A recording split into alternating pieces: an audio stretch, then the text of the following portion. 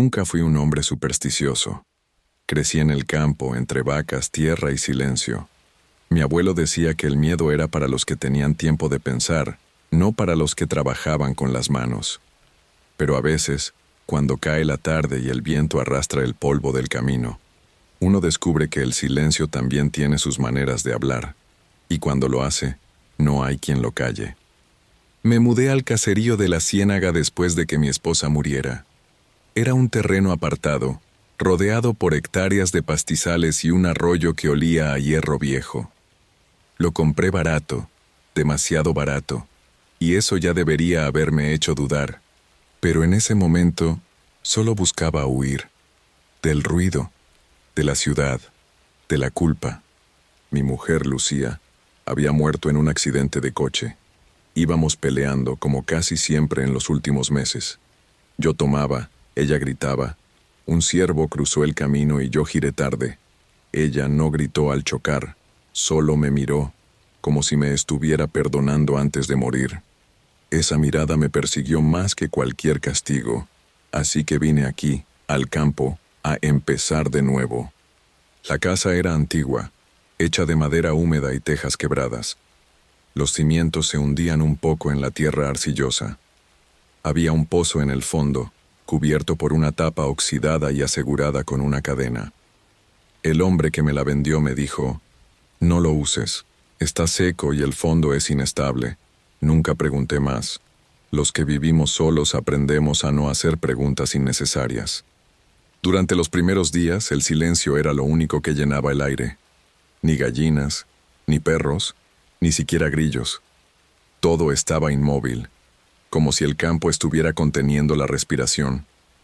Por las noches, el viento se metía por las rendijas de las paredes, gimiendo como si la casa tuviera alma. Yo dormía poco, con la radio encendida solo para sentir una voz humana. Pero una madrugada, a eso de las 3, la radio se apagó de golpe. No fue un corte eléctrico. Las luces seguían encendidas, simplemente la voz se cortó. Y en el silencio posterior, escuché algo, un sonido seco, profundo, como un golpe en la tierra. Clonk. Luego otro. Clonk. Venía desde afuera, del patio trasero. No sé qué me empujó a salir. Tal vez la curiosidad o tal vez esa necesidad enfermiza de no sentirme solo. Tomé la linterna, salí descalzo y caminé entre la humedad del pasto. El sonido seguía, más claro ahora. Venía del pozo. La cadena temblaba ligeramente. Me quedé quieto, apuntando la linterna hacia la tapa.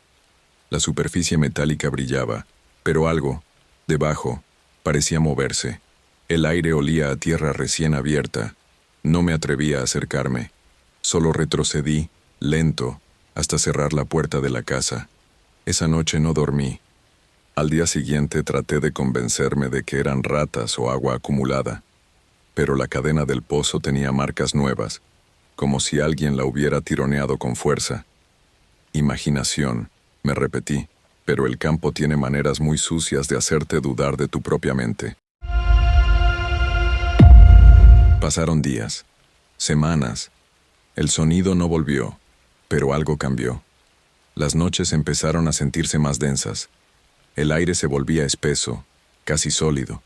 Y a veces, justo antes de dormir, juraba escuchar una respiración detrás de las paredes.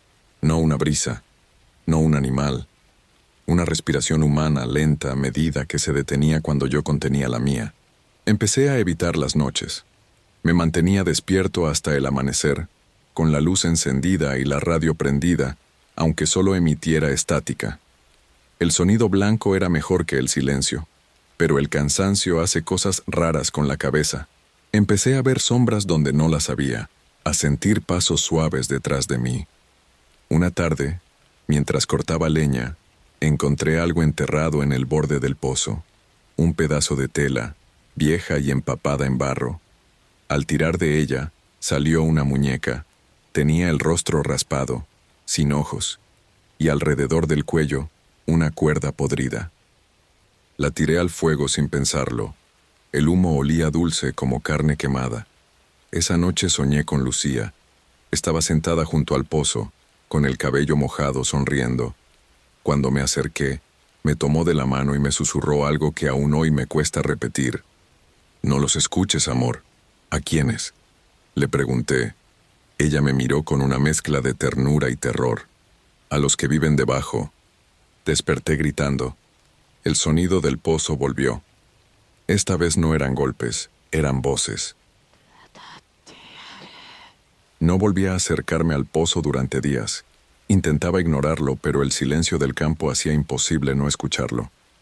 Era como si el sonido se colara por la tierra, subiera por las raíces y terminara dentro de mi cabeza. A veces las voces murmuraban cosas que no lograba entender. Otras solo repetían mi nombre. La noche que decidí enfrentarlo no fue por valentía, sino por agotamiento. Ya no podía dormir, ni comer. El ruido en el suelo se había vuelto constante, casi como una respiración que no se detenía nunca, y lo peor no era el miedo. Era la duda de si aquello estaba realmente pasando, o si mi mente se estaba pudriendo lentamente en la soledad. Tomé una linterna, un gancho y una cuerda. Afuera, el viento soplaba tan fuerte que los árboles parecían crujir como huesos. Me acerqué al pozo con la sensación de que algo me observaba desde los campos. Al quitar la cadena, el metal me cortó la mano. La sangre cayó sobre la tapa y por un instante creí escuchar un suspiro venir de abajo. Respiré hondo y abrí la tapa. Un olor espeso, terroso, casi dulzón me golpeó la cara. Apunté la linterna hacia el interior. El haz de luz se perdía en la oscuridad, como si el pozo no tuviera fondo. Pero a unos metros, algo brilló. Parecía un trozo de tela blanca. Me incliné más, y entonces escuché claramente una voz, débil, quebrada, susurrando mi nombre. Mateo. Lucía nunca me llamaba así. Siempre me decía Matt, pero esa voz era la suya, exactamente la suya, el mismo tono, la misma calma triste que usó antes de morir. Retrocedí, temblando. El eco siguió, más fuerte, casi con urgencia. Mateo, ayúdame. Cerré la tapa de golpe y aseguré la cadena. Me quedé allí, arrodillado, con el corazón latiendo en la garganta, mientras el viento soplaba y el campo entero parecía escuchar. No dormí esa noche, ni la siguiente. Empecé a hablar solo. A veces discutía con Lucía en voz alta, como si todavía pudiera oírme. Otras, maldecía el silencio, rogando que todo parara, pero cada vez que el viento callaba, el sonido volvía. A la semana siguiente fui al pueblo más cercano. Compré clavos, madera y 1 litro de gasolina. Tenía decidido sellar el pozo para siempre, pero cuando regresé, el campo estaba distinto. El aire se sentía más caliente, denso, como si el suelo respirara. El pozo tenía la tapa abierta. La cadena estaba rota. Dejé caer la madera, corrí hasta la entrada y vi las huellas. Eran humanas, descalzas, pequeñas. Iban del pozo hacia la casa. El estómago se me revolvió. Seguí el rastro hasta el umbral de la puerta donde se detuvo de golpe. Entré. Nada. El aire olía a humedad y a tierra, pero sobre la mesa había algo que no recordaba haber dejado. Una taza de té. La misma marca que solía preparar Lucía. Me temblaban las manos cuando toqué la taza. Estaba tibia. No supe si gritar o llorar. Solo pude quedarme allí, quieto, escuchando cómo la casa crujía a mi alrededor, viva, expectante. Esa noche encendí una fogata fuera. No pensaba entrar, pero el sueño me venció sentado junto al fuego, y en medio del sopor la escuché otra vez. Ya no desde el pozo, desde dentro de la casa. La voz de Lucía. Ven, amor. Entré. No sé por qué lo hice. Quizá por culpa, quizá por locura. La linterna apenas iluminaba el corredor. Las paredes parecían moverse, como si respiraran conmigo. El sonido venía del dormitorio. Cuando empujé la puerta vi algo que me dejó sin aire. Lucía estaba sentada en la cama, de espaldas. El cabello mojado caía sobre su hombro. Lucía, susurré. Ella giró la cabeza lentamente, su rostro estaba cubierto de tierra, los labios secos, los ojos hundidos. Pero sonreía. Sabía que vendrías, dijo con la misma dulzura de antes. No podía irme sin ti. Retrocedí, tropezando con la linterna. La luz titiló, y en el parpadeo breve ella ya no estaba. Solo la cama vacía, y sobre las sábanas, las marcas de huellas húmedas. Me encerré en el baño y vomité hasta no tener nada en el estómago. Al mirar el espejo apenas me reconocí. Ojeras, piel seca, los ojos rojos, parecía otro. No sé cuánto tiempo pasé allí dentro, con el agua corriendo, hasta que escuché 3 golpes secos en la puerta. Toc, toc, toc.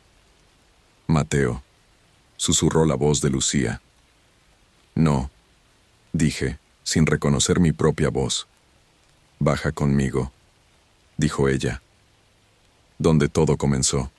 Me encerré varios días, no salí, no comí, pero las voces no paraban, y entonces recordé algo que mi mente había estado evitando desde el accidente.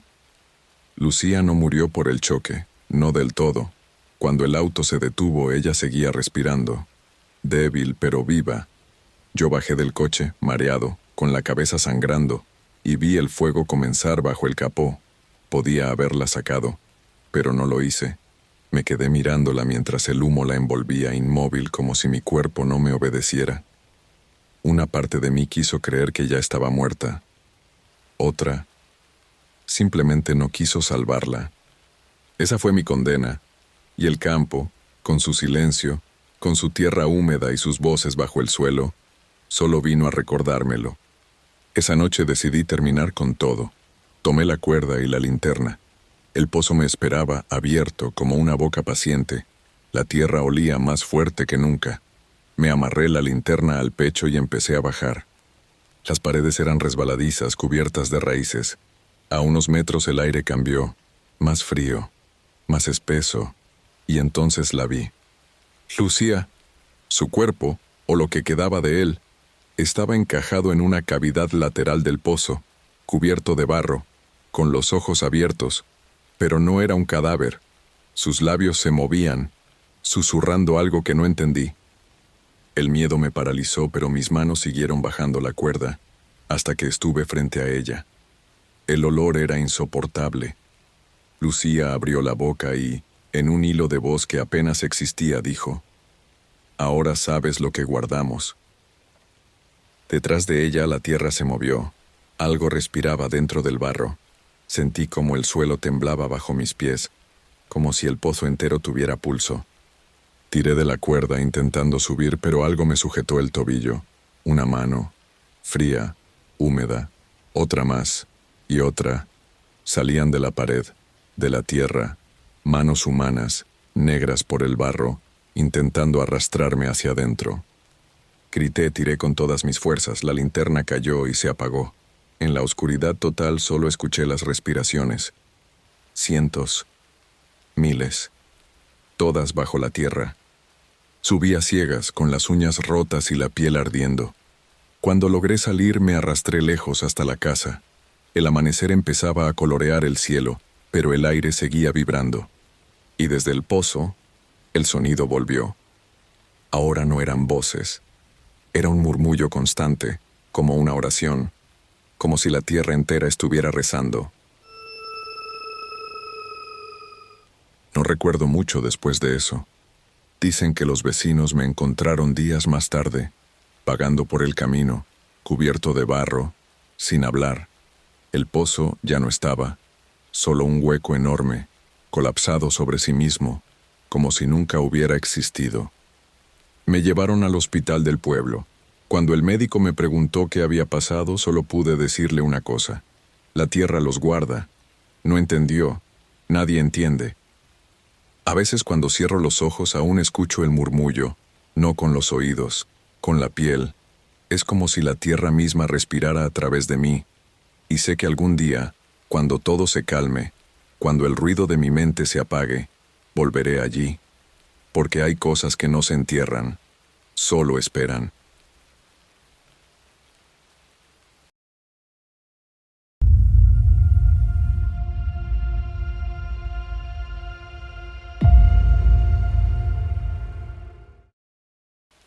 niño que quedó huérfano a los 2 años.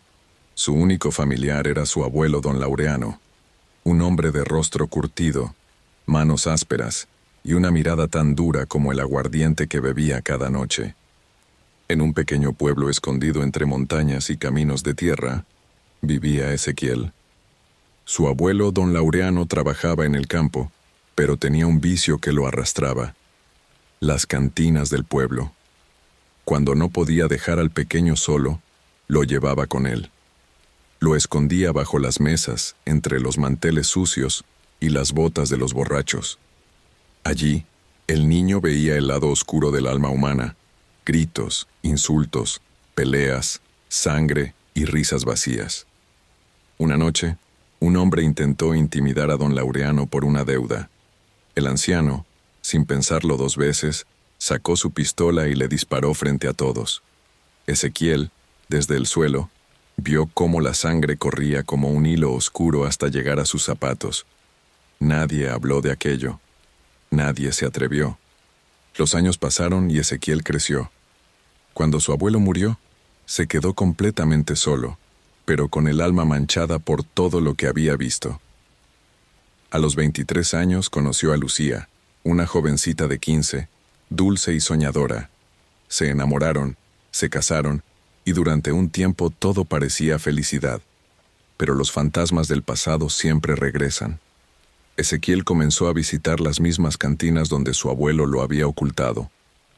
El licor se convirtió en su consuelo, y la violencia en su lenguaje. Empezó a golpear a Lucía, a humillarla, a repetir el ciclo que había aprendido sin entenderlo. Hasta que una noche, cegado por los celos y el alcohol, la mató. Sin remordimiento, la arrastró hasta el río y la arrojó a las aguas oscuras. Cuando sus vecinos preguntaron por ella, Ezequiel solo mostró una carta que decía: «Ya no aguanto más, me voy lejos de aquí y de ti». Carta que él mismo había escrito. Pasaron los meses. Nadie volvió a ver a Lucía, pero el río empezó a volverse extraño. Las noches eran más frías, los animales se inquietaban, y los borrachos juraban ver una figura blanca a orillas del agua. Una madrugada, Ezequiel, ebrio y tambaleante, fue al río a beber y gritarle al viento que nadie podía probar su culpa. De pronto, el silencio se hizo pesado, y entre las aguas, una voz suave susurró su nombre: Ezequiel. Del río emergió Lucía, empapada, con el rostro pálido y los ojos abiertos. Él quiso correr, pero sus pies no respondieron. La mujer extendió sus brazos y lo llamó una vez más. El agua subió, lo envolvió, lo arrastró hacia las profundidades. Los gritos se mezclaron con el rugir del río, y el amanecer siguiente solo se encontró su sombrero flotando. Desde entonces dicen que en las noches de luna llena se escuchan 2 voces junto al río: la de una mujer que llora y la de un hombre que pide perdón.